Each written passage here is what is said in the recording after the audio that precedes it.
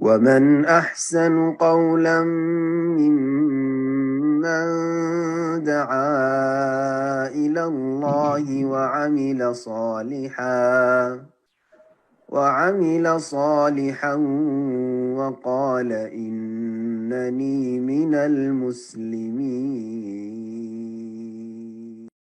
তো শুরুতে প্রশ্ন করবেন শাহরিন চৌধুরী। জি, আপনি প্রশ্ন করুন। আসসালামু আলাইকুম ওয়া রাহমাতুল্লাহি ওয়া বারাকাতুহু। ওয়া আলাইকুম আসসালাম ওয়া রাহমাতুল্লাহি ওয়া বারাকাতুহু। আমি নিউ ইয়র্ক থেকে বলছি। আমার প্রশ্নটা হচ্ছে, একজন মহিলা, তার স্বামী মারা গেছে এবং তিনি নিজেও মারা গেছেন এবং ওনার শ্বশুরের সম্পত্তি ভাগ বাটোয়ারা হয়েছে এবং ওনার কোনো সন্তানাদিও নাই। তো ওই মহিলার ভাই বোন ওনারা দাবি করতেছে যে তারা নাকি ওই মানে ভাই বোন বোনের মারফতে তারা নাকি এখান থেকে অংশ পাবে। তো এখানে আমি জানতে চাচ্ছি যে এটা শরীয়তের বিধানটা কি? মারা গেছেন আগে, ওনার স্বামী আগে মারা গেছেন না ওনার শ্বশুর আগে মারা গেছেন? শ্বশুর মারা যান নাই, শ্বশুরে তার সম্পত্তি ভাগ বাটোয়ারা করছে। শ্বশুর জীবদ্দশায় বেঁচে থাকাকালীন করেছেন? হ্যাঁ। জীবদ্দ যখন ভাগ বটরা করে তখন ওনার শ্বশুর বেঁচে ছিলেন, মানে ওনার স্বামী বেঁচে ছিলেন?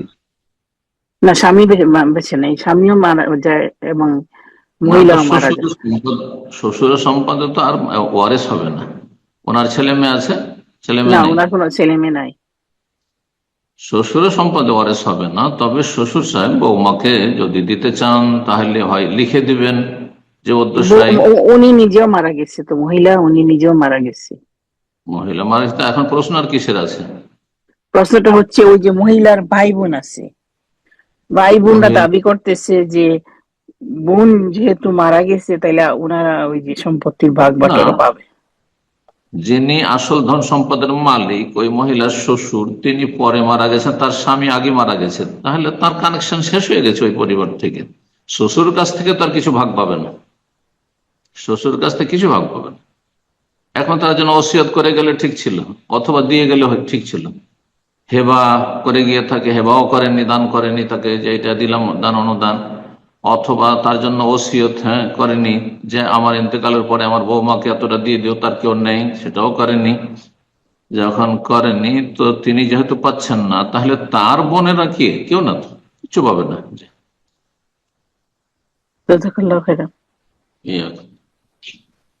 প্রশ্ন করবেন শাইদা দিবা, আপনি প্রশ্ন করুন। আসসালামু আলাইকুম ওয়া রাহমাতুল্লাহি ওয়া বারাকাতুহু। সম্মানিত শাইখ। ওয়ালাইকুম আসসালাম ওয়া রাহমাতুল্লাহি ওয়া বারাকাতুহু। জি, আমি নিউ ইয়র্ক থেকে বলতেছি। বলেন। শাইখ, আপনার জন্য অনেক দোয়া, আল্লাহ আপনাকে দুনিয়া আখিরাতে সবকিছুতে বরকত দান করুক ইনশাআল্লাহ। ভালো রাখুন প্রতিটি দিনী ভাই বোন যারা কোরআন সুন্নাহ মোতাবেক চলার চেষ্টা করে, আল্লাহ সবাইকে ভালো রাখুন, আল্লাহ হেফাজত। শাইখ, আমি একজনের আলোচনায় শুনলাম যে উনি বলতেছে যে ছেলেদের বাবা মার প্রতি দায়িত্ব শুধু ছেলেদের, মেয়েদের না। কিন্তু যতটুকু আমি জানি এখানে সব ক্ষেত্রে সন্তানের কথা উল্লেখ করা হয়েছে, ছেলে মেয়ে আলাদা করা হয় নাই। তো আমি এই জিনিসটা একটু ক্লিয়ার ভাবে জানতে চাচ্ছিলাম। বুঝলাম, মানে কি বোঝাতে চেয়েছেন? মানে ছেলেদের দায়িত্ব আসলে মেয়ের দায়িত্ব নেই? না, বাবা মার প্রতি শুধু সন্তানের দায়িত্ব মানে শুধু ছেলেদের দায়িত্ব, কিন্তু মেয়েদের কোনো দায়িত্ব নাই। মানে মেয়ের বিয়ে দিতে হবে না? না না, আমি বলতেছি যে বাবা মা বয়স হয়ে গেলে যে ছেলে মেয়ের যে দায়িত্ব থাকে বাবা মার প্রতি, সেটা বলছেন। হ্যাঁ, না এটা তো ঠিক। মেয়েরাকে আল্লাহ রাব্বুল আলামিন উপার্জনের জন্য সৃষ্টি করেননি, কথা বোঝা গেছে? সুতরাং কার যদি কন্যা সন্তান থাকে তাদের এমন কোনো দায়িত্ব নেই যে তার উপার্জনকে বাপ মাকে খাওয়াইতে হবে, যদি খাওয়াইতো ভালো। আচ্ছা, বিবাহ হয়ে যাওয়ার পরে তার জন্য সামান্য দায়িত্ব নেই যে স্বামীর ঘর থেকে নিয়ে আসবে, স্বামীর কাছ থেকে হাত পা ধরে বা রিকোয়েস্ট করে যে আমার বাবা মাকে খাওয়াবো না, মোটেই না। তবে যদি করে তো সেটি নফল, ভালো কাজ, মুস্তাহাব কাজ, ফরজ নয়। কিন্তু ছেলে সন্তানদের উপর ফরজ। ছেলে সন্তানদের উপর বাবা মা যদি বার্ধক্যে চলে যায় অথবা তারা যদি অচল হয়ে যায়, তাদের ইনকাম সোর্স না থাকে, রুজি ব্যবস্থা না থাকে সবকিছু দিতে হবে ছেলে সন্তানকে, মেয়ে সন্তানের দায়িত্ব নেই। কথা ঠিক বলেছেন। এ পর্যায়ে প্রশ্ন করবেন আয়েশা। জি, আপনি প্রশ্ন করুন। আসসালামু আলাইকুম রহমতুল্লাহ বারকাতু। সম্মানিত শেখ, আমি কানাডা থেকে আয়েশা বলছি। কেমন আছেন? জি বলেন। আলহামদুলিল্লাহ। জি, আমি জানতে চাচ্ছি, আমরা যদি কোরবানি দেই, সামনে কোরবানি আসছে, আমার বিষয়টা হচ্ছে দুঃখিত, কোরবানি যদি আমি একটা কোরবানি করি, সেটা হচ্ছে আমাদের ফ্যামিলির পক্ষ থেকে, আর যদি সেখানে একটার জায়গায় দুটো কোরবানি হয় বা অধিক কোরবানি পক্ষ থেকে, আমাদের ফ্যামিলির পক্ষ থেকেই, যদি আমি দুইটা আমার আম্মা, জি আমার আম্মা, আমার অভিভাবক আমার আম্মার পক্ষ থেকে যদি করি, আমার ভাই তো আলাদা দেন, তো আমার আম্মার, আমাদের অভিভাবক হচ্ছে, সেই ক্ষেত্রে কি মৃত্যু ব্যক্তি আমার আব্বা এবং সবাই কি ওর ভিতরে ইনক্লুড হবেন? আর দ্বিতীয় হচ্ছে, মানে মৃত্যু ব্যক্তি জীবিত ব্যক্তি মেয়েদের পক্ষ থেকে করা যায় কিনা, মানে আমার আম্মার পক্ষ থেকে। আর দ্বিতীয়, এটার সাথেই হচ্ছে রিলেটেড, যে একটার অধিক যদি হয়ে যায়, একটা যদি দেশে দিই আর একটা যদি এখানে দেই, তাহলে কি দুইটাই কি কোরবানি হিসাবে গণ্য হবে, নাকি একটা সাদাকা হয়ে যাবে, একটা কোরবানি হবে? এটা যদি একটু বলতেন ইনশাআল্লাহ, জাযাকাল্লাহ খায়রান। কোরবানি যদি আপনি একটি দেন, আর আপনি মহিলা মানুষ, হয়তো পুরুষ নেই সংসারে, তাতে আপনার সংসারে আপনার মা আছে, আপনি আছেন, জীবিতদের পক্ষ থেকে দেবেন, তার সাথে মৃত যারা আত্মীয় স্বজন রয়েছে তাদের সকলকে সামিল করতে পারবেন। শেখ হোসেন রাহমাহুল্লাহ বলে কেন মেয়ে, যদিও তারা 100 বা তার অধিক হয়। কথা বোঝা গেছে? একটি কুরবানিতে জীবিত মৃত সবাইকে সামিল করতে পারবে। নবী সাল্লাল্লাহু আলাইহি ওয়াসাল্লাম কুরবানি করেছেন, আল্লাহুম্মা হাযা আন্নী ওয়া আম্মান লাম ইউদাহি মিন উম্মতি, এই কোরবানির পশুটি আমার পক্ষ থেকে এবং আমার উম্মতের যারা কোরবানি করেনি, করতে পারেনি, তাদের সবার পক্ষ থেকে, হাজার হাজার লক্ষ লক্ষ মানুষের পক্ষ থেকে। সুতরাং একটি কোরবানিতে আপনি সবার নিয়ত করতে, এইটা ভাববেন না যে তাহলে তো নেকি সামান্য একবার হয়ে যাবে। না, নাফাদুল্লাহ আছে, আল্লাহর কাছে তার রহমত অনুগ্রহের অভাব নেই। আপনি নিয়ত করুন সবারই। একটি ছিল বিষয়। দ্বিতীয় বিষয় বলছেন যদি একাধিক কোরবানি দিই, দুটি তিনটি কোরবানি দিই, তো একটি কি কোরবানি হওয়ার বাকি সাদাকা? না, কোরবানির সময় কোরবানির দিনগুলিতে দিচ্ছেন, সুতরাং সব কোরবানি হবে, আপনার নিয়ত হবে নির্ভরশীল। নবী সাল্লাল্লাহু 100টি কোরবানি করেছেন। নবী সাল্লাল্লাহু বিদায় হজে 100টি হাদি কোরবানি করেছেন। অথচ হজে তামাত্তু বা কিরানের জন্য একটা ওটের 7 ভাগের 1 ভাগে ওয়াজিব আদায় হয়ে যায়, বাকি তার 99 প্লাস 7 ভাগের 6 ভাগ সবগুলি নফল ছিল। বুঝা গেছে? কিন্তু সেটি কোরবানি, সাদাকা না। একজন 10টি 20টিও যদি কোরবানি করে, কিন্তু দেখেন এত নফল কোরবানি না করে, আজকাল মানুষের অভাব রয়েছে, অনেকের অভাব রয়েছে, চিকিৎসা করাতে পারে না, লেখাপড়া করাতে পারে না, গৃহহীন হয়ে রয়েছে, এতিম বিধবাদের দেখাশোনার প্রয়োজন রয়েছে, ইসলামের খেদমতে ব্যয় করার প্রয়োজন রয়েছে, মসজিদ মাদ্রাসা অনেক জায়গায় কায়েম করার সময় পশ্চিমা দেশে মসজিদের প্রয়োজন রয়েছে, মসজিদ নেই, মানুষ সেখানে সালাত পড়ার জায়গা পায় না, যার ফলে বেনামাজি অনেকে হয়ে যাচ্ছে ওই সব দেশে গিয়ে। এগুলো অনেক বেশি গুরুত্ব রাখে। আপনার এই নফল কোরবানি যেহেতু অনেক বেশি গুরুত্ব রাখে, যে আপনি যে দেশে আছেন পশ্চিমা দেশে, আর সেখানে মসজিদ নেই, ইসলামিক সেন্টার নেই, ইসলামিক প্রতিষ্ঠান নেই, ইসলামী শিক্ষার ব্যবস্থা নেই, সেখানে সেগুলিতে খরচ করবেন। এই কাজগুলি করা অনেক সময় ফরজ, শুধু সুন্নত নফল না। আর আপনার অতিরিক্ত কোরবানি করা নফল কাজ। সারা জীবন যদি শুধু একটি করে খাসি কোরবানি করেন, গরুও করলেন না, বড় কিছু কোরবানি করলেন না, তবু আপনার কোরবানির ওয়াজিব আদায় হয়ে যাবে, বা সুন্নাতে মুআক্কাদা আদায় হয়ে যাবে।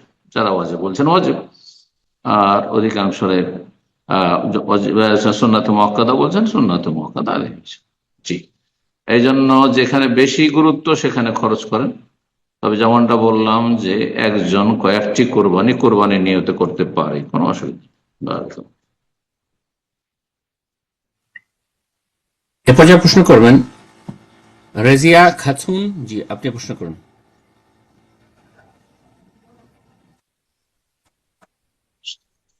আসসালামু আলাইকুম ওয়া রাহমাতুল্লাহি ওয়া বারাকাতুহু। ওয়ালাইকুম আসসালাম ওয়া রাহমাতুল্লাহ। হুগলি জি। জেলার আরামবাগ। বলেন। সম্মানিত স্যার, আমার কোশ্চেন হলো যে নামাজের মধ্যে কিছু যদি ভুলে যায় তখন সোজ সিজদা দিই আমরা, কিন্তু সোজ সিজদা দিতে যদি ভুলে যাই তাহলে কি করণীয়? কিছু নামাজটা কি পুনরায় আবার পড়তে হবে? তো ওই মুসল্লাতে আছেন, অল্প সময় হয়েছে, না অন্য জায়গায় চলে গেছেন, কাজকর্মে লেগে গেছেন, দীর্ঘ সময় হয়ে গেছে, না, মুসল্লাতেই রয়েছে।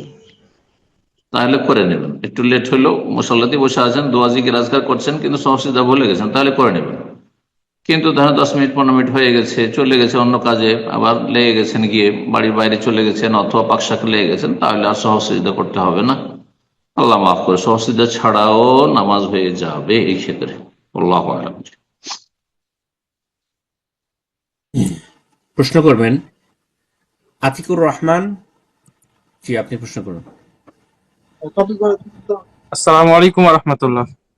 ওয়ালাইকুম আসসালাম ওয়া রাহমাতুল্লাহি ওয়া বারাকাতুহু। জি, শেখ, আমি রাজশাহী জেলা থেকে বলছি। বলেন।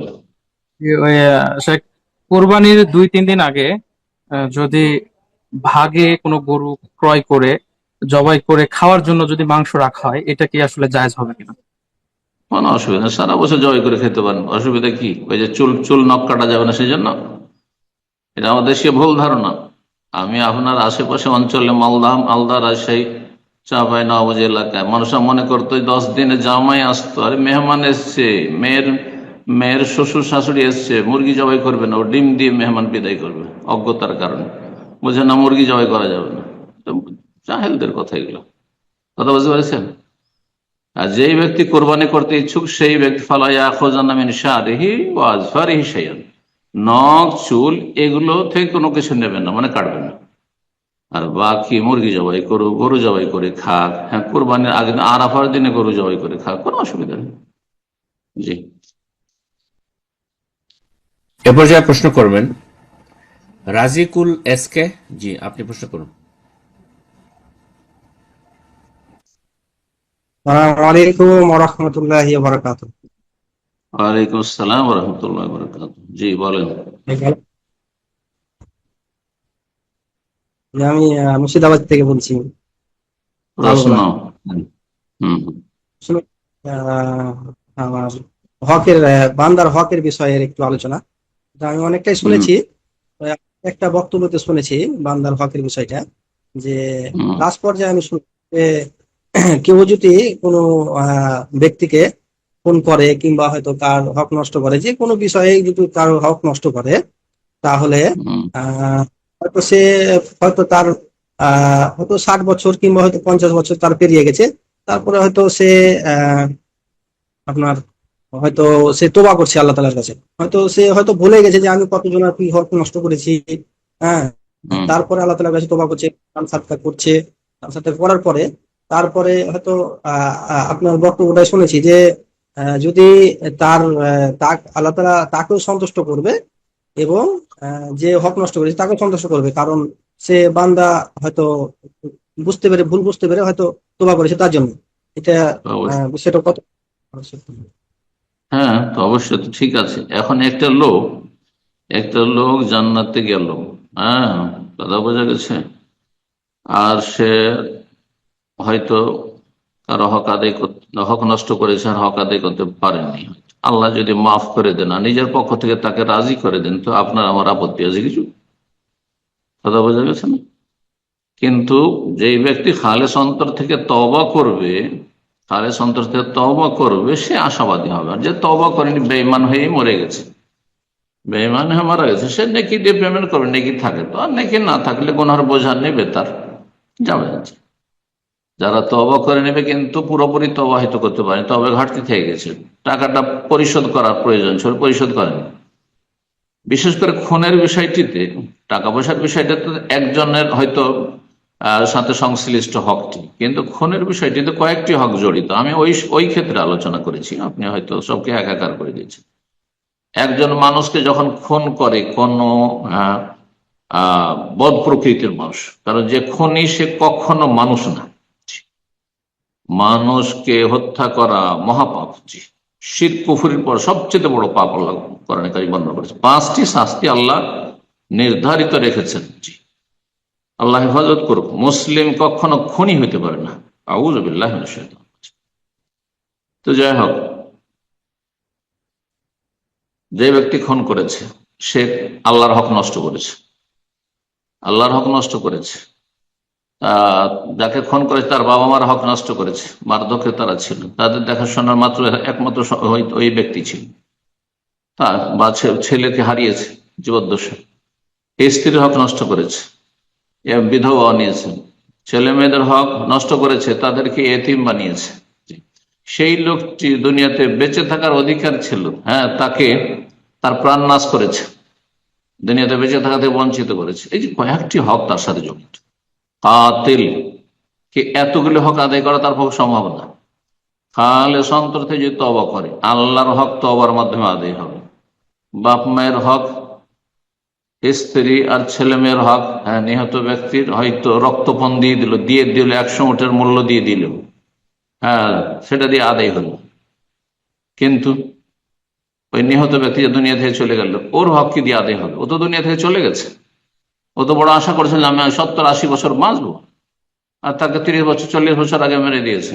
তো এই ব্যক্তি হাসর মাঠে ধরে নিয়ে আসবে, ওই কাতিলকে, খনিকে ধরে নিয়ে আসবে আর বলবে ইয়া রব্বে, আরশের কাছে এনে টেনে হেসড়ে হাজির করবে, ইয়া রব্বে সাল হাযা ফীমা কাতালানি, এই লোকটিকে জিজ্ঞেস করো আমাকে কি কারণে হত্যা করেছে, কেন আমাকে হত্যা করেছে, আল্লাহ তুমি এর বিচার করো, আল্লাহকে জিজ্ঞাসা করো।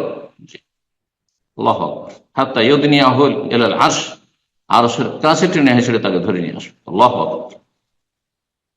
আল্লাহ বুঝার তৌফিক দান করুন এই পাপিষ্ট মুসলিমগুলোকে, খুনিদেরকে আল্লাহ রাব্বুল আলামিন হেদায়েত দান করুন এবং তাদের অনিষ্ট থেকে ভালো মানুষদেরকে রক্ষা করুন।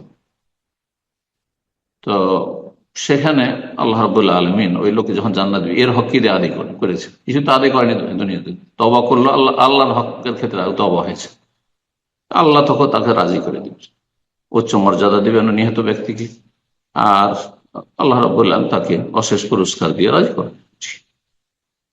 আল্লাহু আ'লাম। এ পর্যায়ে প্রশ্ন করবেন শাফি জি, আপনি প্রশ্ন করুন।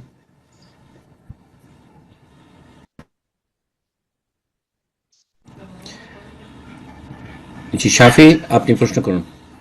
আসসালামু আলাইকুম শাইখ। ওয়ালাইকুম আসসালাম ওয়া রাহমাতুল্লাহি ওয়া বারাকাতুহু। শাইখ, আমার প্রশ্নটি হলো, থেকে আমাদের রাজশাহী, বাংলাদেশ থেকে। জায়গা বলবেন। আহ, আমার প্রশ্নটি হলো, আমাদের চাকরির পরীক্ষায় বিভিন্ন একাডেমিক সার্টিফিকেট যেমন মাধ্যমিক, উচ্চ মাধ্যমিক, গ্রাজুয়েশন এগুলো লাগে এবং এরপরেও চাকরির ক্ষেত্রে আলাদা লিখিত এবং ভাইবা পরীক্ষা লাগে। সো এক্ষেত্রে কেউ যদি লিখিত এবং মৌখিক পরীক্ষায় সৎভাবে পাশ করে কিন্তু মাধ্যমিক পরীক্ষায় যদি এক সাবজেক্টে কারো নকল বা কোনো অসৎভাবে পাশ করে, এক্ষেত্রে কি চাকরি পেলে অন্য ক্যান্ডিডেটদের হক নষ্ট হবে? এই সার্টিফিকেটের ভিত্তিতেই যদি তার চাকরি হয়ে থাকে, যে সার্টিফিকেটে সে চিট করেছে, নকল করেছে, তাহলে তার রুজি হারাম হবে। কিন্তু হয়তো যে সাবজেক্টে সে নকল করেছে সেই সাবজেক্টের ভিত্তিতে চাকরি না, তার একাডেমিক ওই বিষয়ে সে চাকরি করে না, বা ওটার মাধ্যমে সে রোজগার করে না, অন্য কোনো মাধ্যম দিয়ে, কিন্তু ডিগ্রিটার মূল্য আছে তার চাকরির ক্ষেত্রে, তাহলে আংশিক হারাম, পুরোপুরি তখন হারাম না। যতটা হারামে জড়িয়েছে ততটা তার রুজি হারাম। এজন্য যারা হারাম খায় তারা সবাই একই ক্যাটাগরির না, কেউ আংশিক, হ্যাঁ হ্যাঁ 5% হারাম খায়, কেউ 10%, 20%, 30, 40, কেউ 100%, 100-তে 100 হারাম খোর। কথা বোঝা গেছে না? তো হারাম খোর যারা, তারা বিভিন্ন স্তরে রয়েছে আল্লাহর কাছে।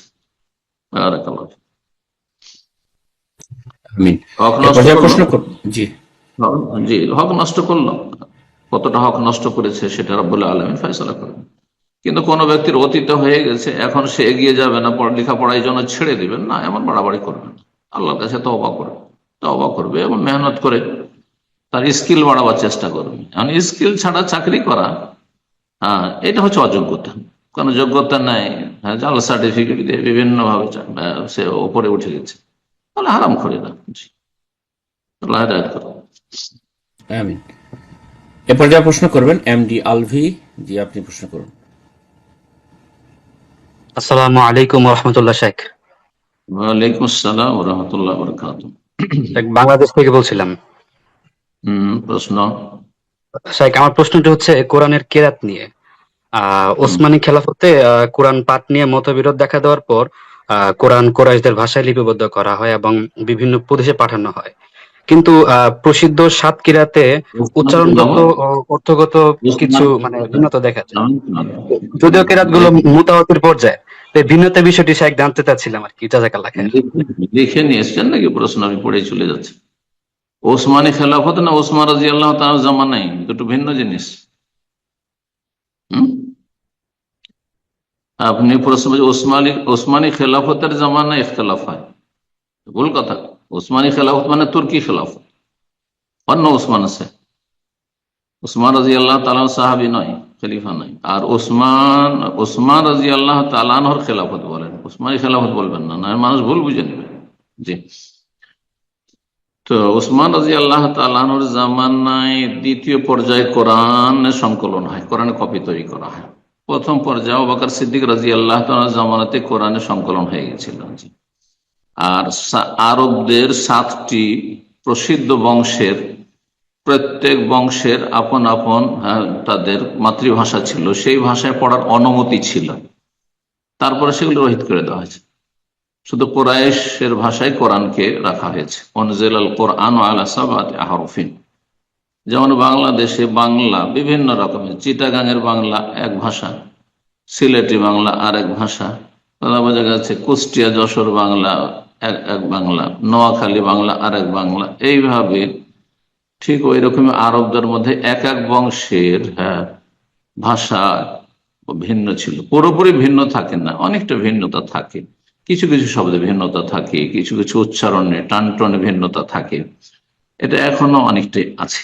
জি, বোঝা যায় যে কোন অঞ্চলের মানুষ এই লোকটি। আরব তো কোন অঞ্চলে, পূর্ব অঞ্চল দাম্মাম এলাকায় আর লোক, আর মক্কা এলাকার লোক, মদিনা এলাকার লোক, রিয়াজ কাশিম এলাকার লোক, কোন এলাকার লোক, নাকি সাউথ ইয়ামানের, তাদের ভাষা শুনলে আমরা অনেকটা বুঝতে পারি যে কোন এলাকা। আর অবশ্যই আরবরা তো আরো বেশি বুঝে। তো এইরকম বিষয়টা ছিল। তো আপনার প্রশ্ন আমি তো বুঝিনি, এরকমটা ছিল। ইখতিলাফ হয়েছে কারণ তারা যে যেমনটা শুনেছিল, যে যে বংশের অথবা যে যেমন ভাবে নবী সাল্লাল্লাহু আলাইহি ওয়াসাল্লামের কাছ থেকে কোরআন তেলাওয়াতের অনুমতি পেয়েছেন যে বংশের, ওইটাকে ধরেছিলেন। অন্যদের সাথে তখন তর্ক শুরু হইতো, না এইভাবে আমাকে নবী পড়েছেন, ও বলছে এইভাবে আমাকে পড়েছেন নবী সাল্লাল্লাহু আলাইহি ওয়াসাল্লাম, এগুলো হইতো। যখন দেখা গেল যে এইরকম হইলে তো মুশকিল, কোরআন নিয়ে ফেতনা শুরু হবে, তখন শুধু কুরাইশদের ভাষায় রাখা হইল, আর বাকি অন্যদের ভাষায় যে কোরআন তেলাওয়াতের অনুমতি ছিল সেটাকে, সবগুলিকে যেগুলো বাদ লেখা ছিল সেগুলিকে নষ্ট করে দেওয়া হলো। জি, আল্লাহ তাআলা। এ পর্যায়ে প্রশ্ন করবেন সাবির হুসেইন। জি আপনি প্রশ্ন করুন। আসসালামু আলাইকুম রহমতুল্লাহ বারাকাতু। শাইখ, আমি জলপাইগুড়ি থেকে বলছি। জি, তো জলপাইগুড়ি। হ্যাঁ, জলপাইগুড়ি থেকে বলছি। তো বলেন। শাইখ, হ্যাঁ, আপনার একটা প্রশ্ন উত্তর শুনছিলাম, তো ওখানে একটা বিষয় বুঝতে পারিনি। যে একজন প্রশ্ন করেছিল, তো প্রশ্নটা আমি আমি যেভাবে বুঝিনি তার জন্য প্রশ্নটা করছি। যে কোনো একজন পুরুষ তার বউকে এক তালাক দিল এবং ইদ্যত চলাকালীন ফিরিয়ে না নিয়ে তাকে ইদ্যতটা পেরিয়ে যাওয়ার পরে মোহর দিয়ে বিয়ে করলো, তাহলে সেই পুরুষ সেই মহিলার জন্য এক তালাক মানে 2 তালাক অবশিষ্ট থাকছে, না নতুন করে যেহেতু তাকে মোহর দিয়ে বিয়ে করলো তাহলে তার জন্য আবার 3 তালাক থাকছে, 3 তালাকের মালিক হলো? যেহেতু নতুন মোহর দিয়েছে, নতুন কবুল করেছে, বেআকদিন জাদিদিন ও মাহরিন জাদিদ। আগদ বিবাহ বন্ধন নতুন হয়েছে, নবায়ন হয়েছে, আর মোহরের নবায়ন হয়েছে, নতুন বিয়ে যেন। সুতরাং সে 3 তালাকের আবার মালিক হয়ে গেল। জি, জাযাকাল্লাহ খায়ের। প্রশ্ন করবেন মোহাম্মদ শাহিন আলম। জি আপনি প্রশ্ন করুন।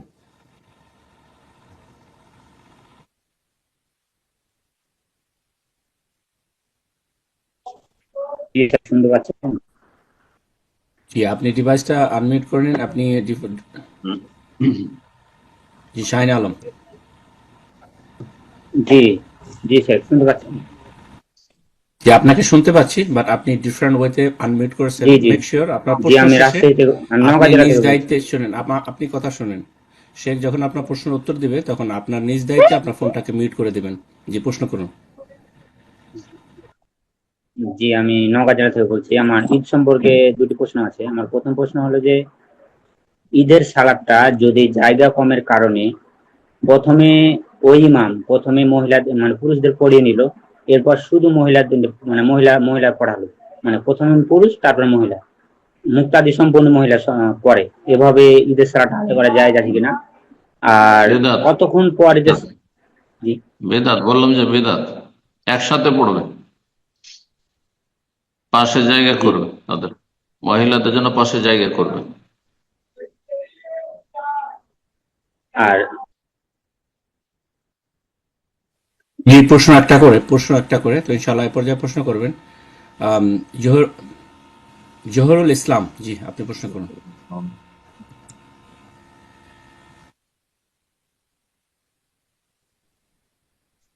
আসসালামু জি, আলাইকুম। আপনি প্রশ্ন। ওয়ালাইকুম আসসালাম ওয়া আসসালামু রাহমাতুল্লাহি ওয়া আলাইকুম। বারাকাতুহু। প্রশ্ন জি, প্রশ্ন হচ্ছে যে কোথা থেকে? আমার এক ভাই আছে, কোথা থেকে? মালদা, ওয়েস্ট বেঙ্গল। মাল- মালদা কোন জায়গা, কোন থানা? রতুয়া। রতুয়া, বলো একটু বন্ধ করতে। আমার এক ভাই আছে, সে মসজিদে দান করতে একটু, আমার এক ভাই আছে আমি দেখেছি তাকে, সে মসজিদে দান করতে একটু দ্বিধাবোধ করে, এই জন্য যে মসজিদ গুলোতে এত সুন্দর সুন্দর মসজিদ, কিন্তু শুদ্ধ তেলাওয়াতকারী ইমাম রাখা হয় না, তারপরে মক্তব ভালোভাবে শিক্ষা দেওয়া হয় না, এই জন্য সে দান করতে একটু দ্বিধাবোধ করে। তো এটাকে ঠিক? না, বলুন। মসজিদ মসজিদ আল্লাহর ঘর। এখন কোন ইমাম শুধু তেলাওয়াত করে না, সেটা মসজিদের কি দোষ হলো? জাহেলের কাজ এটা, ওটা ঠিক নয়। মসজিদে যদি শিরক বেদাত না হয়, কারণ কোন মসজিদকে যদি শিরক বেদাতের প্রচার প্রসারের জন্য ব্যবহার করা হয়, সেখানে তৌহিদ সুন্নাতের কথা আলোচনা করতে না দেওয়া হয়, তাহলে তখন সেখানে সহযোগিতা করবেন না। কিন্তু কথা হচ্ছে যে মসজিদ আল্লাহর ইবাদতের জন্য, আর সেখানে কোরআন সুন্নাহর চর্চা করতে কোনো বাধা নেই। তবে সেখানে ইমাম হয়তো অযোগ্য, হ্যাঁ, তার কাছে অযোগ্য, কতটা অযোগ্য সেগুলো দেখার বিষয়, ভালো বিজ্ঞ আলেমরা সেটা ফয়সালা করবে। এখন আর তেলাওয়াতের দুটো স্তর আছে, একটা ওয়াজিব ফরজ স্তর, হ্যাঁ, যে অর্থ না পাল্টে, এত বড় ভুল না করে যাতে অর্থ পাল্টে যাচ্ছে। আর একটা হচ্ছে অলংকার, হ্যাঁ, অলংকার মূলক তেলাওয়াত, ইখফা, এজহার, গুন্না, মদ টানলো না, হ্যাঁ, কোনো অসুবিধা নেই, এগুলোতে মুস্তাহাব কাজ, মুস্তাহাব কাজ। পর্যায়ে প্রশ্ন করবেন কাজী সোহাগ, জি আপনি প্রশ্ন করুন।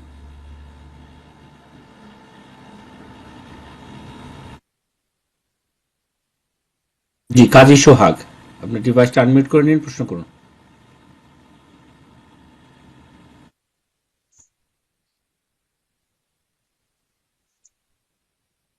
আমরা এ পর্যায়ে অন্যজনকে সুযোগ করে দিয়েছি, প্রশ্ন করবেন সাব্বির ইসলাম, জি আপনি প্রশ্ন করুন।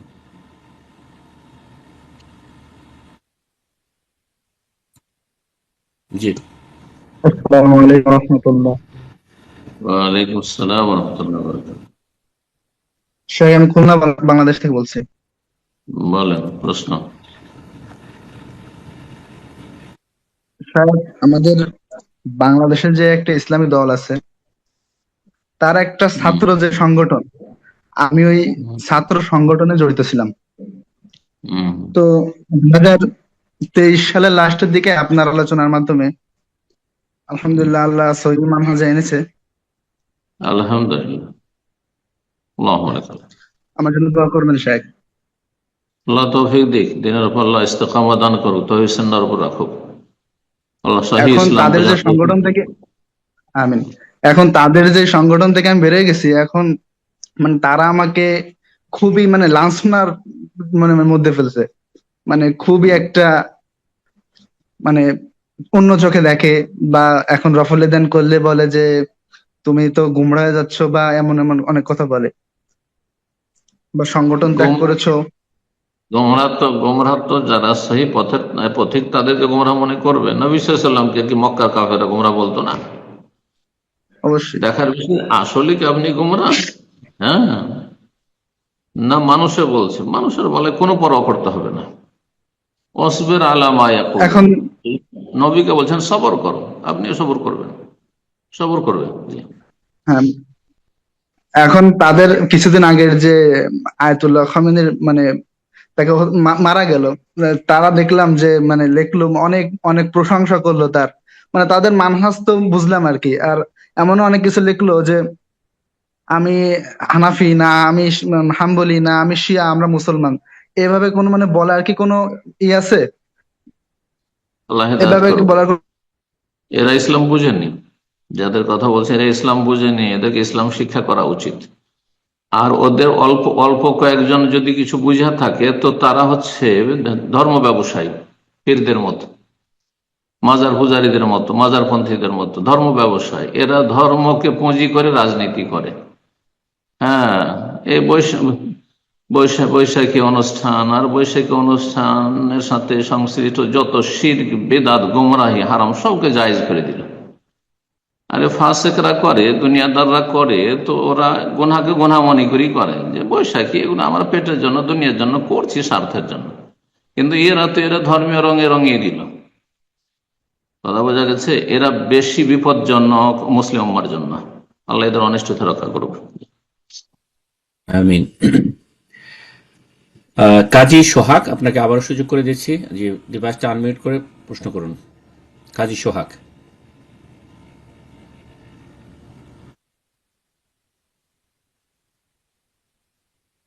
ওকে, এ পর্যায়ে আমরা অন্যকে সুযোগ করে দিচ্ছি, প্রশ্ন করবেন এস কে আজগার। জি, আপনি প্রশ্ন করুন।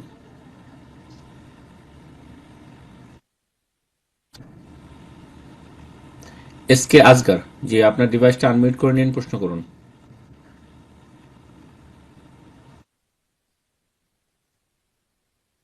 জি, আপনার ডিভাইস আনমিউট হয়েছে এস কে আজগার। জি, আসসালামু আলাইকুম রহমতুল্লাহ বারাকাতুহু। আসসালামু রাহমাতুল্লাহি ওয়া বারাকাতুহু। জি, জি স্যার, আমি সৌদি আরব রানিয়া থেকে বলছি স্যার, ভালো আছেন? প্রশ্ন বলেন। আলহামদুলিল্লাহ। জি স্যার, আমার হচ্ছে পশ্চিমবঙ্গে ওয়েস্ট বেঙ্গলে, তো ওখানে এখন বর্তমানে ভোট চলছে, তো এখন সাধারণ মানুষরা যে রাজনীতি মানে ভোট চয়ন কিভাবে করবে, যে দল ভিত্তিক, আপনি এক বক্তব্য শুনেছিলাম যে ব্যক্তি ভিত্তিক সে চয়ন করবে। তো আমাদের ওদিকে ফুরফুরা আশেপাশে বাড়ি, তো এই মাজারপন্থীরাও সব মানে ভোটে দাঁড়িয়েছে। তো এক্ষেত্রে সাধারণ মানুষ কিভাবে মানে ভোট চয়ন করবে? প্রশ্নই বুঝতে পারলাম না আপনার প্রশ্ন, বুঝতে পারলাম না, বুঝিয়ে বলেন। যে রাজনীতি যে বর্তমানে যে ভোট হবে, তা সাধারণ মানুষরা ভোট দেওয়ার ক্ষেত্রে কিভাবে সেটা চয়ন করবে, দল ভিত্তিক না ব্যক্তি ভিত্তিক? আমাদের ওদিকে ফুরফুরাতে কোনো মুসলিমদের জন্য যেটা বিপজ্জনক বেশি, সেটাকে প্রতিহত করার জন্য যাদের সাথে থাকার প্রয়োজন তাদের সাথে থাকবে আপাতত, যতদিন পর্যন্ত আল্লাহ এর চেয়ে ভালো কোনো ব্যবস্থা করছেন না।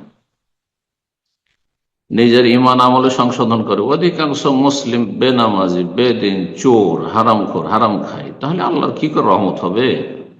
আর জালেম শাসক আল্লাহর আযাব, জালেম শাসক আল্লাহর আযাব। সালাফে সালেহিন তাবেঈনগণ বলেছেন, সেই জামানে হাজ্জাজ বিন ইউসুফ কুখ্যাত জালেম যখন বাসরার গভর্নর হয়েছিল, হাসান বসরি রাহিমাহুল্লাহ বলেছেন যে ইন্নাল হাজ্জাজা আযাবুল্লাহ, এই হাজ্জাজ বিন ইউসুফ আল্লাহর আযাব, আল্লাহ তোমাদের উপর চাপিয়ে দিয়েছেন।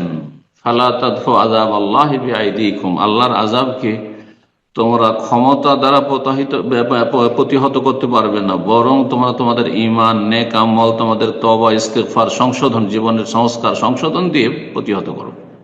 আল্লাহকে সন্তুষ্ট করো আগে, এটা ফিকির বেশি থাকতে হবে। আমি মুসলিম ভাই বোনদেরকে বলবো যে আল্লাহকে সন্তুষ্ট করুন। আল্লাহ নারাজ হয়ে আছে, আল্লাহ অসন্তুষ্ট মুসলিম জাতির অধিকাংশের উপর। জি, আল্লাহ হিদায়াত দান করুন।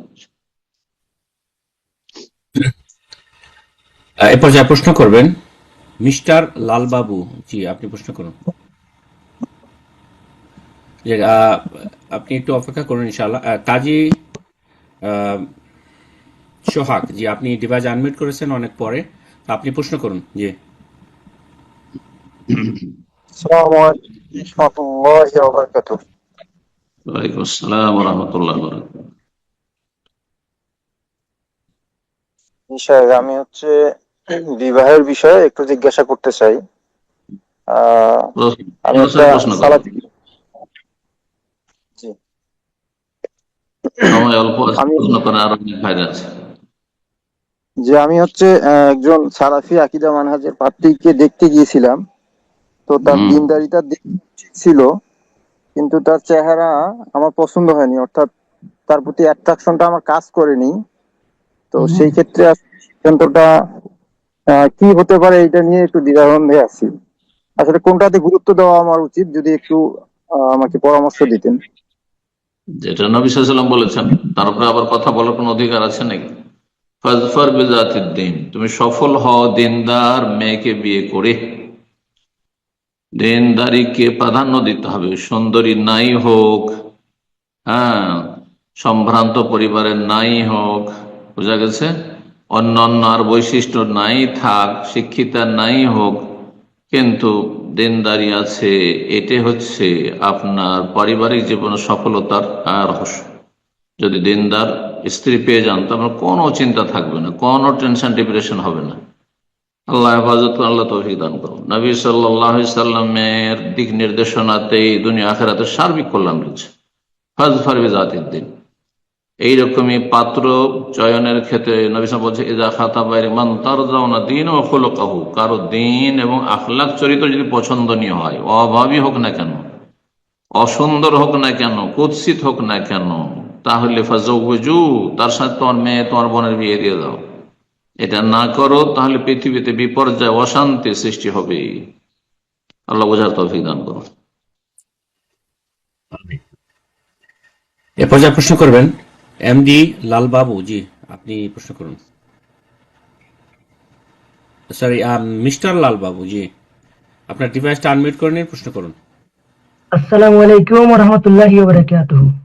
ওয়ালাইকুম আসসালাম ওয়া রাহমাতুল্লাহি ওয়া বারাকাতুহু। জি, আমি বীরভূম নলহাটি থানা থেকে বলছি শেখ। প্রশ্ন।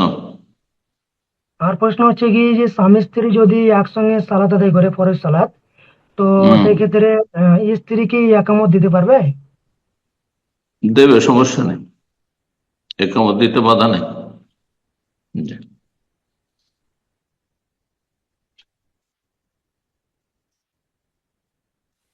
এ পর্যায়ে প্রশ্ন করবেন নূরজাহান বেগম। জি, আপনি প্রশ্ন করুন। আসসালামু আলাইকুম রহমতুল্লাহ বারাকাতু। সম্মানিত শেখ, আমি বর্ধমান থেকে বলছি। আমার মা জি, আমার মা যখন 2000 টাকা বদল হয় তখন কিছু টাকা কোথাও রেখে দিয়েছিল। সেই টাকাগুলো পরে দেখতে পাই, যে ভয় খেয়ে গেছিল যে এতগুলো টাকা আমার মানে অচল হয়ে গেল, এই টাকাগুলো তো আর কিছু কাজে লাগবে না, যদি এই টাকাগুলো আমি কেউ আমার ঠিক করে দিতে পারে, তাহলে আমি তাকে এটা আল্লাহর নামে আমি মান্যত করে নিয়েছিল যে এটা আল্লাহর নামে আমি হজ করাবো কি ভালো কাজে লাগাবো, মসজিদ করব। দিয়ে কাউকে সাহায্য পাই না, তখন আমার স্বামীকে বলেছিল যে এই টাকাটা যদি তুমি ঠিক করে দিতে পারো, পাল্টে ঠিক করে দিতে পারো। 2000 টাকার নোট 1 লাখ টাকার মতো ছিল, 2000 টাকার নোট দিয়ে বললে তুমি তাহলে হজ করার জন্য এটা তোমাকে দিয়ে দিন, এটা নিয়ে চলবে? এটাই আমার কোশ্চেন। যাক মোল্লা খান।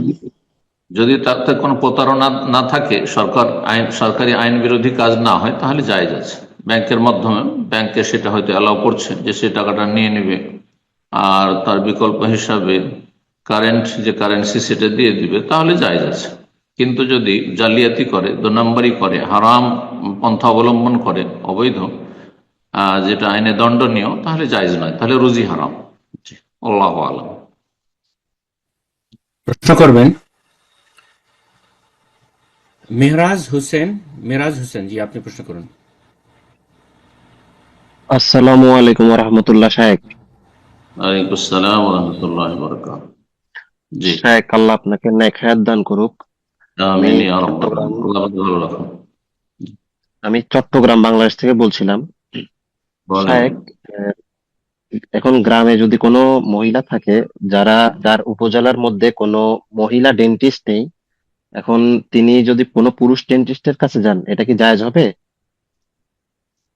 ডেন্টিস্ট মানে দাঁতের চিকিৎসার জন্য, এই তো। জি উস্তাদ, জি দাঁতের চিকিৎসার কথা বলেছেন। জি হ্যাঁ, পুরুষ যদি পেশেন্ট হয়, রোগী হয়, তাহলে পুরুষ ডাক্তার কাছে যাবে, মহিলা ডাক্তার কাছে যাবে না। জায়েজ নয় যদি বিকল্প ব্যবস্থা থাকে। আর এইরকমই মহিলা যদি আপনার রোগী হয়, তাহলে মহিলা চিকিৎসকের কাছে যাবে, পুরুষ চিকিৎসকের কাছে যাবে না যদি বিকল্প ব্যবস্থা থাকে। হারাম, জায়েজ নয়, গুনাহগার অবশ্যই। কিন্তু যদি বিকল্প ব্যবস্থা না থাকে অথবা অনেক বেশি খরচ হবে আর আর্থিক সংকট রয়েছে, অভাবী, তখন জায়েজ হতে পারে। বারাকাল্লাহ ফিক। আমিন। প্রশ্ন করবেন সাবা, যে আপনি প্রশ্ন করুন।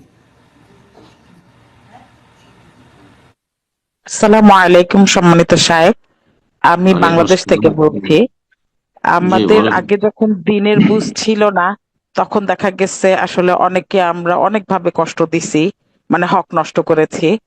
তো সেক্ষেত্রে এখন যখন আমাদের দিনের জ্ঞান আসছে আলহামদুলিল্লাহ, তখন এটা আসলে বুঝতে পেরেছি। তো এখন অনেকেই আছে যাদের আমরা অ্যাড্রেস জানি না, বা যাদের সাথে এখন কোনো যোগাযোগই নাই, অনেকে আছে মারা গেছেন। তো সেক্ষেত্রে আমরা কিভাবে আসলে তাদের হক ফিরাই দিতে পারি, একটু যদি বলতেন ইনশাআল্লাহ। যারা হয়তো মারা গেছেন কিন্তু তাদের পরিবারকে চেনেন, তারা তাদের পরিবারকে, তাদের ছেলে মেয়েদেরকে দিয়ে দিবেন, ঠিক আছে। আর যদি অজানা থাকে, দূরের মানুষ, অচেনা, একসময় হয়তো হক নষ্ট করা হয়েছে, এখন কোনো যোগাযোগের ব্যবস্থা নেই, তাদেরকে পৌঁছানোর ব্যবস্থা নেই, তাহলে তাদের পক্ষ থেকে সাদাকা করে দেবেন এবং আল্লাহর কাছে তওবা করবেন যে আল্লাহ, তাদের পক্ষ থেকে আমি সাদকা করে দিলাম, এটি আমি করতে পারলাম। আর তুমি মানুষের ক্ষমতার বাইরে দায়িত্ব দাও না, লা ইউকাল্লিফুল্লাহু নাফসান ইল্লা উসাহা। মানুষের সাধ্যের বাইরে আল্লাহ কোনো দায়িত্ব দেন না, আর এটাই আমার সাধ্যে ছিল, করলাম, আল্লাহ তুমি মাফ করে দাও। এভাবে আল্লাহর কাছে তওবা করবে, ইনশাআল্লাহ আল্লাহ মাফ করে দেবে। প্রশ্ন করবেন শাহারা সুলতানা, জি আপনি প্রশ্ন করুন। আসসালামু আলাইকুম সাহেব, আমি ওয়ালাইকুম আসসালাম বাংলাদেশ রাহমাতুল্লাহ। নড়াইল থেকে বলতেছি। জি, প্রশ্ন। আমরা যখন কেউ হজ বা উমরা করতে যাই, তখন আমাদের আত্মীয় স্বজন সবাইকে বলে যাওয়ার একটা নিয়ম আছে আমাদের সমাজে। তো এটা কতটুকু ইসলামী শরিয়া সম্মত? কারণ হচ্ছে আল্লাহ তো গোপন ইবাদত বেশি পছন্দ করেন। তাহলে কি আমরা হজ বা উমরা করতে যাওয়ার সময় যদি চুপ করে যাই, সেটা কি বেশি উত্তম হবে আমাদের জন্য? না, গোপন ইবাদত পছন্দনীয় সুন্নত নফলের ক্ষেত্রে। ফরজের ক্ষেত্রে প্রকাশ করাই হচ্ছে উত্তম। ফরজের ক্ষেত্রে প্রকাশ করা উত্তম। যেন 5 ওয়াক্ত সালাত জামাতে পড়ে প্রকাশ করে আমি নামাজ পড়ি। এখন একজন মহিলা আমার বাড়িতেই পড়ে, ঠিক আছে, কিন্তু বলে আমি এমন সময় পড়বো যখন বাড়িতে কেউ না থাকে, অথবা এমন জায়গায় গোপনে পড়বো যাতে আমার শাশুড়ি মা না জানতে পারে, তাহলে তো বেনামাজি মনে করবে বৌমাকে। এই যে ফরজ ইবাদত বন্দেগীর ক্ষেত্রে জানাতে হবে, মানুষ জানুক, অসুবিধা নেই। নিয়ত আল্লাহর জন্য, হ্যাঁ নিয়তে খুলুসিয়াত থাকবে, কিন্তু মানুষ জানুক। এইরকমই জাকাতের ক্ষেত্রে জানুক মানুষ। জাকাতের ক্ষেত্রে গোপন না। নফল দান সাদকার ক্ষেত্রে তখন যে কোনো নফল দান সাদকা, এতিমের প্রতিপালন করছে, একটা বিধবার দেখাশোনা করছে, বা কাউকে দান সাদকা করছে, মসজিদ মাদ্রাসায় দান সাদকা করছে, আর একাই করে নিতে পারবে, তাহলে গোপন করবে।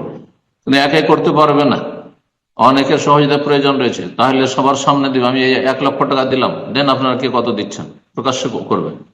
দুটোরই আল্লাহ প্রশংসা করেছেন। ইনতুদ্দু সাদাকাতি ফানিম্মাহি ওয়া ইন তুখফুহা তুতুল ফুকারা ফাহুয়া খায়রুল লাকুম। তোমরা যদি দান সাদাকাকে প্রকাশ করো, ইনতুদ্দু সাদাকা ফানিম্মাহি, সেটাও ভালো, আল্লাহ বলছেন সেটাও ভালো। ওয়া ইন তুখফুহা, আর যদি সেটাকে গোপনে রাখো, অতুতুল ফুকারা, বিশেষ করে গরিব অভাবীকে দেওয়ার সময়, কাউকে গরিব অভাবীকে দিচ্ছেন, মানুষের সামনে তাকে দিবেন না বেজ্জত করে, গোপনে দেন, ওর বাড়িতে দিয়ে চলে আসেন, তাহলে এটা তোমাদের জন্য বেশি কল্যাণকর। তো ক্ষেত্র বিশেষে গোপন করা উত্তম, ক্ষেত্র বিশেষে প্রকাশ করা উত্তম, ঠিক আছে না? হজ যদি মানুষ লুকিয়ে লুকিয়ে কাউকে জানতে দেবো না, তো বললো এই লোকটা এত পয়সা আছে কিন্তু হজ করলো না, এই তো কৃপণ, না মোটেই না। হজ জানাবে, হজ জীবনে প্রথম ওমরা, হজ এগুলো জানাবে। নফল ইবাদত বন্দেগীর ক্ষেত্রে যত লুকিয়ে যত গোপনে করবে তত বেশি সওয়াব রয়েছে। সুতরাং আর তারপরে এক সময় হয়তো যে হজে আসলে অধিকাংশ মানুষ খুব ভয়ে থাকতো, নিরাপত্তা মোটেই ছিল না। আলহামদুলিল্লাহ, যে আলে সৌদ হাফিজহুমুল্লাহ, যারা দুনিয়া আছেন, যারা চলে গেছেন রাহিমাহুমুল্লাহ, আল্লাহ রহম করেন, তাদের এই সৌদি সরকার এই সৌদি আরব প্রতিষ্ঠার পর থেকে আলহামদুলিল্লাহ নিরাপত্তা কায়েম হয়েছে। তার আগে নিরাপত্তাহীনতা এত ছিল যে হাজি সাহেবরা যখন আসতো হজ করতে তখন সবার কাছ থেকে বিদায় নিয়ে যেত, আর ফিরে আসার সম্ভাবনা খুবই কম। জি, কান্নাকাটি করে বিদায় করতো, হ্যাঁ, আত্মীয় স্বজনরা, গ্রামবাসীরা, আর তারপরে শেষ বিদায় নিয়ে আসতো।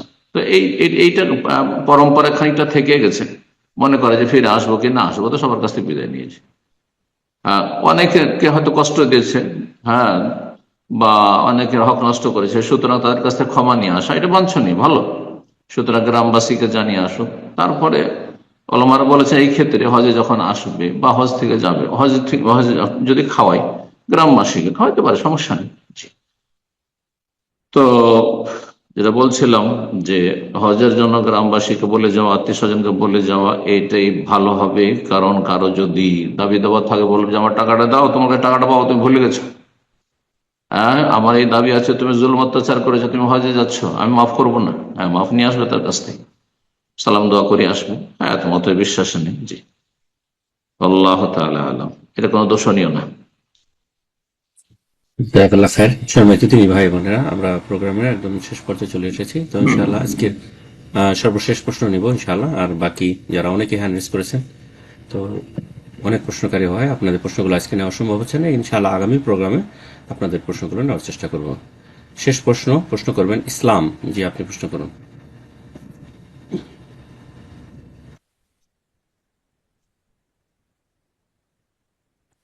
জি, আপনার ডিভাইস আনমিউট হয়েছে, আপনি প্রশ্ন করুন ইসলাম। আসসালামু আলাইকুম শাইখ। ওয়ালাইকুম আসসালাম ওয়া রাহমাতুল্লাহি ওয়া বারাকাতুহু। জি, জি, আমি অনেক ছোট্ট, আসলে আমি পড়ি এখন বর্তমানে ক্লাস নিউটন। কোথা থেকে বাংলাদেশ বলছো? থেকে বলছিলাম, বাংলাদেশ বলো। থেকে। জি, আমার প্রশ্নটা হচ্ছে কিছুটা শয়তানের ওয়াসওয়াসা থেকে সম্ভবত, আমি জানি না। তো আমি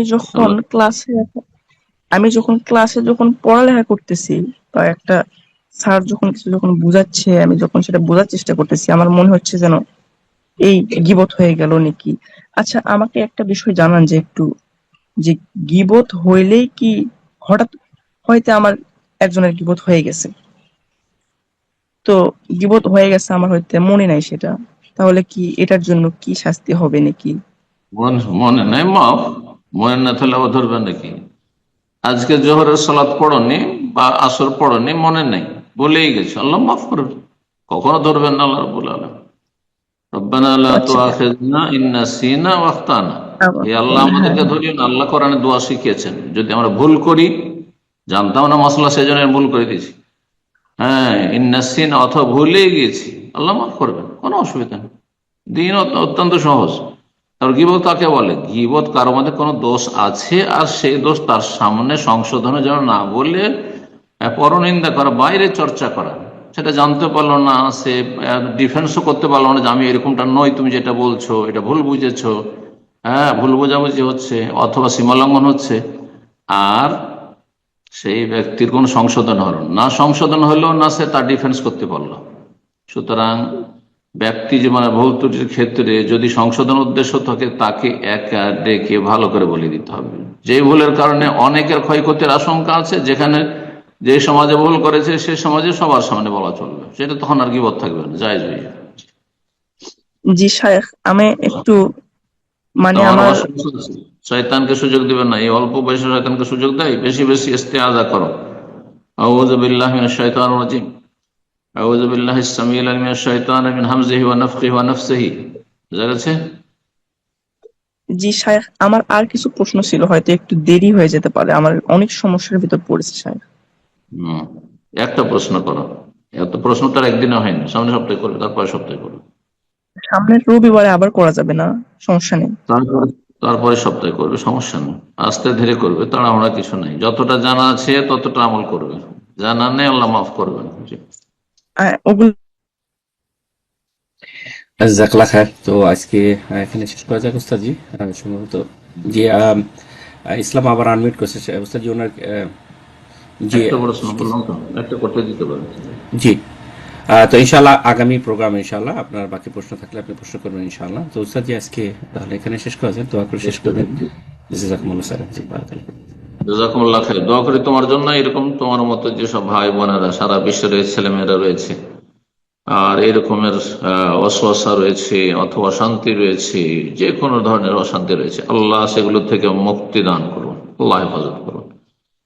যাদের পারিবারিক অশান্তি রয়েছে আল্লাহ দূর করুন, যাদের দাম্পত্য জীবনে কলহ রয়েছে আল্লাহ কলহ দূর করুন। আল্লাহুম্মা আল্লিফ বাইনা কুলুবিনা ওয়া আসলিহ যাতা বাইনিনা ওয়াহদিনা সুবুলাস সালাম ওয়া আখরিজনা মিনাজ যুলুমাতি ইলান নূর ওয়া জান্নিবনাল ফাওয়াহিশা মা যাহারা মিনহা ওয়া বাতান ওয়া বারিক লানা ফি হায়াতিনা ওয়া আসমাইনা ওয়া আবসারিনা ওয়া কুওয়াতিনা ওয়া ফি দীনিনা ওয়া দুনিয়ানা। আল্লাহ সবকিছুতে আল্লাহ যেন আমাদের বারাকা দান করেন, সমস্ত অনিষ্ট বালা মুসিবত আল্লাহ যেন রক্ষা করেন, সমস্ত রকমের জালেমের জুলম থেকে আল্লাহ রক্ষা করেন, জিন শয়তান মানুষ শয়তান অনিষ্ট থেকে ওয়াসওয়াসা থেকে আল্লাহ যেন আমাদের হেফাজত করেন, দ্বীনের উপর আল্লাহ যেন অবিচল রাখেন, সমস্ত বিভ্রান্তি থেকে আল্লাহ হেফাজত করেন, রুজিতে আল্লাহ বরকত দান করেন, হায়াতে আল্লাহ বরকত দান করেন, ইলম আমল দিন দুনিয়ার সমস্ত কিছুতে আল্লাহ রাব্বুল আলামিন যেন বরকত দান, ছেলে মেয়েতে আল্লাহ বরকত দান করেন, ছেলে মেয়েদের ইমানি ইসলামী তরবিয়তের আল্লাহ তৌফিক দান করেন।